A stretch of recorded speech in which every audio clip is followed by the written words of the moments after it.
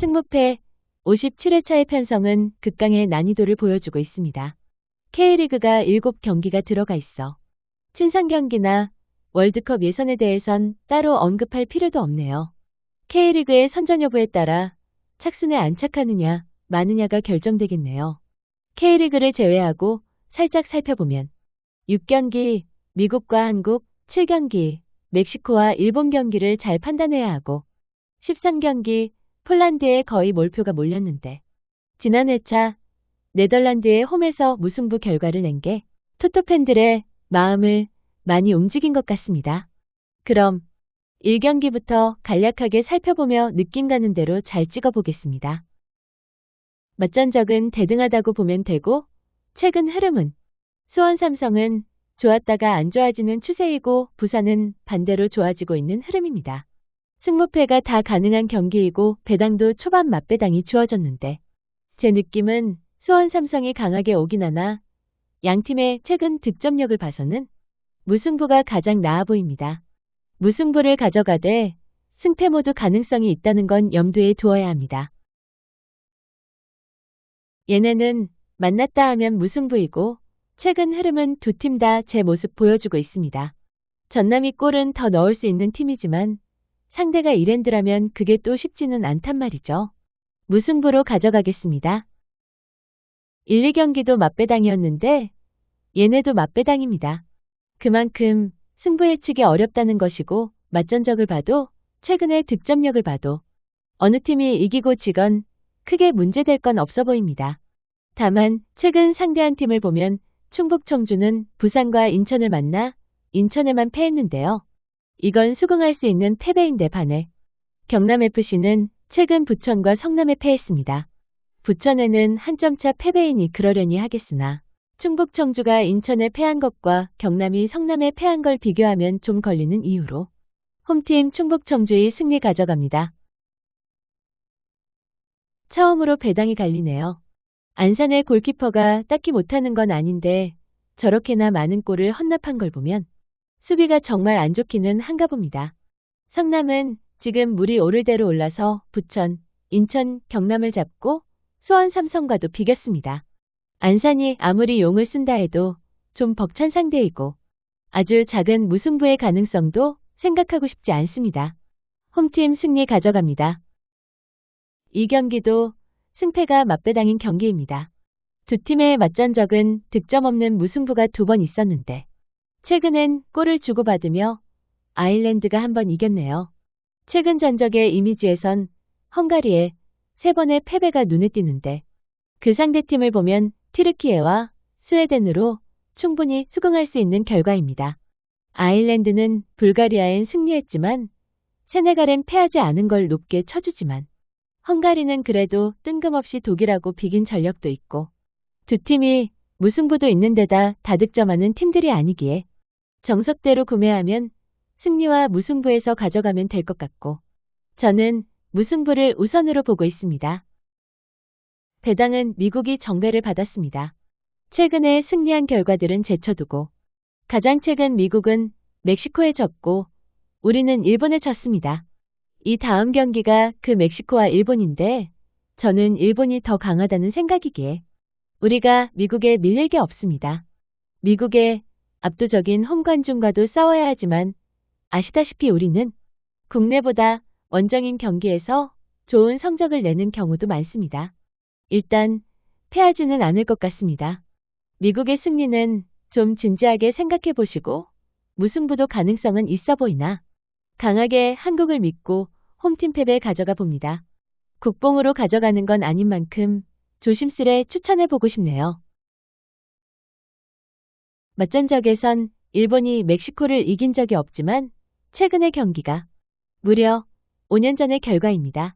5년 전에 멕시코와 일본 그리고 지금의 멕시코와 일본을 보면 절대로 일본이 꿀린다는 생각이 들지 않습니다. 최근의 경기는 5경기가 보여지는데 이걸 20경기까지 늘려도 멕시코도 일본도 항상 만나는 애들만 만나고 결과도 상당히 좋습니다. 과거에는 멕시코에 밀렸던 일본이지만 지금은 그렇게 밀릴 것 같지는 않고 그래도 경기장이 멕시코가 아닌 미국인 만큼 차분히 하던 대로 하면 지지는 않을 것 같은데 말입니다. 무승부의 가능성도 이변이지만 저는 멕시코의 패배를 가져가겠습니다. 얼마 전에 이런 게시물을 올렸습니다. 요약하면 이번 시즌은 23, 24 시즌과 너무 다른 성적이다. 아직 착순에도 들지를 못했다. 새로운 방법도 시도해보고 연구도 해보는 시간을 갖겠다. 언젠가 착순에 들면 그때 다시 돌아오겠다. 그런 내용입니다. 이 글을 올린 게 꼭 열흘 전인데 말입니다. 그런데 빨리 돌아오라는 구독자님들의 댓글 응원을 배트맨에서 캐치했는지 56회차를 조금은 수월한 편성으로 배정했습니다. 착순에 들면 돌아오겠다고 한 만큼 거지 같은 금액의 상금이지만 착순에는 들어간 만큼 지금 영상을 만들고 있습니다. 지금 보시는 이미지의 초안을 보시면 2경기와 3경기에 해외 배당이 없습니다. 저는 배트맨에서 회차를 예고하면 바로 초안을 조합합니다. 그렇기에 배당이 나오기 전인 것도 있는데 여하튼 초안을 뽑고 거기서 수정 작업을 하며 멤버십 조합을 총 32조합을 가져갑니다. 이번 회차는 초안도 12개가 적중이고 수정 확정한 조합도 12개가 적중입니다. 이 회차뿐만이 아니라 2등도 나오지 않았던 55회차는 오히려 초안이 수정조합보다 하나가 더 적중했습니다. 이 이야기를 하는 이유는 지금 영상에서 언급하고 있는 승무패는 초안이라는 것이고요. 초안이라고 대충 본 게 아니고 또 초안이라고 해서 수정조합보다 못하다고 할 수 없는 만큼 구독자 여러분들께서는 그 사항은 알고 계시는 게 나을 것 같아 언급하는 거고요. 그럼 계속 이어가겠습니다. 김포가 압도적인 정배를 받았습니다. 두 팀은 맞전적에서도 김포가 계속 승리를 하고 있으며 최근 전적을 봐도 김포를 나무랄 데가 없습니다. 문제는 천안시티인데 천안은 이랜드에 2골, 전남에 3골, 수원 삼성에 1골을 뽑아내는 등 무득점 경기가 많다고는 할 수 없습니다. 맞전적에서도 한 경기를 제외하고는 모두 한 점차 패배였죠. 김포가 골을 많이 넣는 팀은 아닌 만큼 이 한 점차의 패배는 극복이 가능한 순간이 오긴 하겠죠. 그림의 맞전적에 보면 지난 시즌 6월에 1대1 무승부가 나오는데 이번 경기에서 김포가 또 한 점 차로 이길 수도 있고 천안이 한 점 차를 극복하는 무승부가 돼도 이상할 게 없다는 겁니다. 김포의 패배까지는 보지 못하더라도 무승부의 이변은 염두에 두어야 하고 우선픽은 김포의 승리가 맞지만 무승부도 고려해 보시고 저는 무승부를 기본으로 가져가겠습니다. 보여지는 배당처럼 인천의 승리를 인정해야 하는 경기입니다. 하지만 걸리는 건 부천의 최근이 너무 안 좋다는 겁니다. 잘 나가던 팀이 무너지는 순간과 죽쓰던 팀이 반등하는 시점이 맞물릴 때 이변이 발생할 텐데 말입니다. 부천이 반등하는 타임이고 인천이 보이는 것과 같이 더러 무승부 경기를 하는 것처럼 이번 경기 무승부는 매력적인 선택입니다. 제가 무승부를 가져가지는 않지만 좀 걸리기는 하기에 언급하는 거고요. 저는 부천의 패배 가져가겠습니다. 충남 아산이 정배를 받았습니다.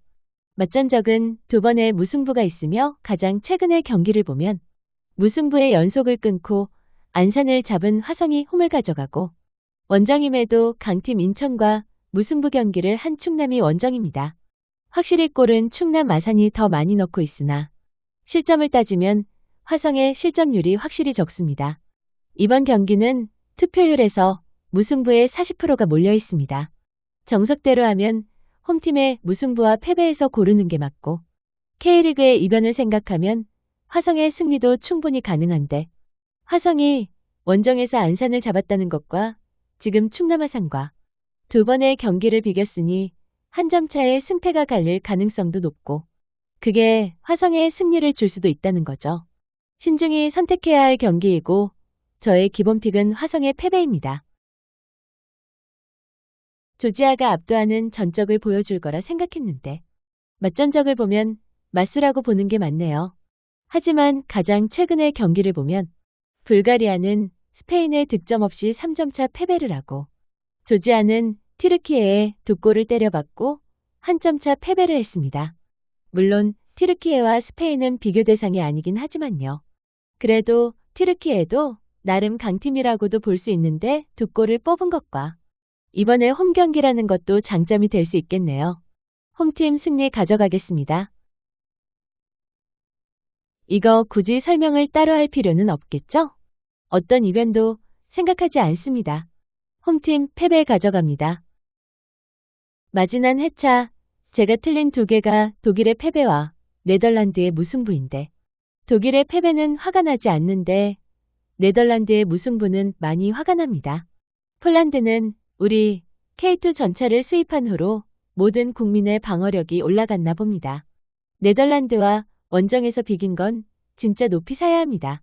하지만 상대팀 핀란드는 맞전적에서 폴란드에게 밀렸으나 가장 최근 맞경기는 한 점차 승리를 했고 폴란드가 네덜란드와 비기는 동안 핀란드는 노르웨이에 단지 한 점을 내준 패배를 했습니다. 맞전적을 보면 방어력이 높아진 폴란드에 눈이 가지만 핀란드도 분명 달라졌다는 거죠. 승무패가 다 가능해 보이는 경기로 판단하고 있으며 저는 역배 폴란드의 패배를 담아놨습니다.